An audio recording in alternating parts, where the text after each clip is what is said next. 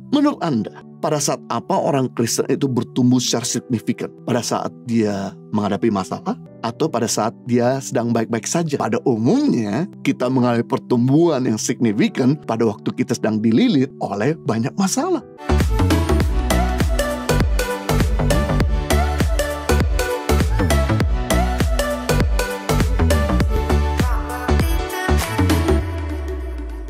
Yang ketiga, bukti atau ciri-ciri iman yang bertumbuh tetap berdiri teguh. Tidak goyang dengan badai dan persoalan kehidupan. Justru melihat ujian dan cobaan sebagai kesempatan untuk bertumbuh. Bagaimana Anda lihat ujian merupakan sesuatu yang menakutkan atau sebagai justru kesempatan emas? Menurut Anda, pada saat apa orang Kristen itu bertumbuh secara signifikan? Pada saat dia menghadapi masalah atau pada saat dia sedang baik-baik saja? Pada umumnya, kita mengalami pertumbuhan yang signifikan pada waktu kita sedang dililit oleh banyak masalah. Seorang tokoh di Indonesia berkata, jangan tekan orang Kristen. Karena orang Kristen semakin ditekan, dia semakin berkembang.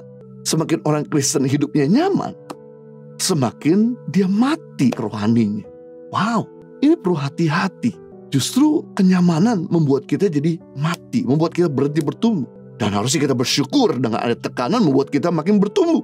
Makanya negara-negara yang maju, kekristenan di sana agak melempem, kurang on fire dibandingkan negara-negara berkembang yang banyak masalah. Justru kekristenan semakin berkembang. Iman akan berhenti bertumbuh di zona nyaman.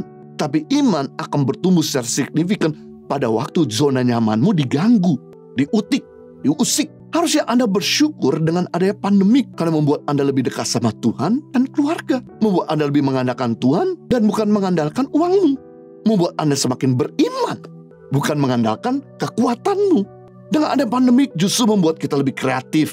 Dengan ada pandemik justru menghambat perang dunia ketiga. Karena pandemik mulai terkendali, makanya Rusia mulai menyerang Ukraina. Melihat Ukraina tidak mau menyerah, Rusia yang merasa besar, gengsi, kok jangkrik kecil ini nggak mau menyerah juga.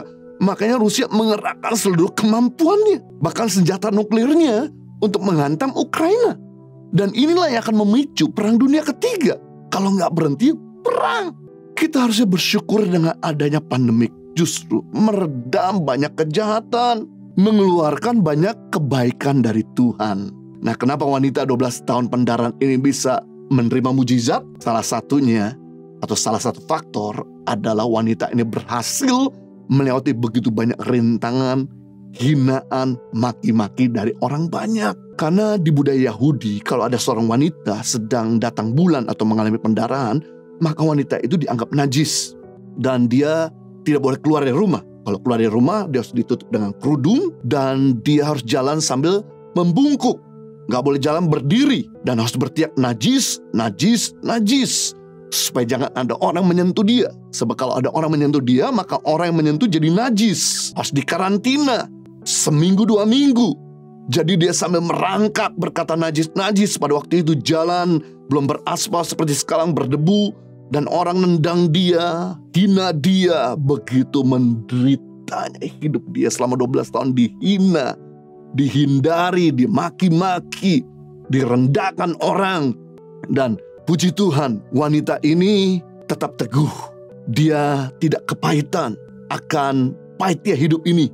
Dan akhirnya dia tetap bisa melihat peluang di balik orang menghina, di balik orang merendahkan dia. Dia terus maju.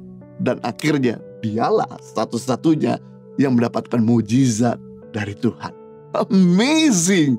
Wow! Kenapa hidup ini pahit? Supaya Anda bisa merasakan manisnya berkat Tuhan. Kenapa Anda bisa mengalami badai? Supaya Anda bisa melihat indahnya pelangi. Kenapa Anda mengalami ujian dan pencobaan? Supaya melatih imanmu menjadi kuat.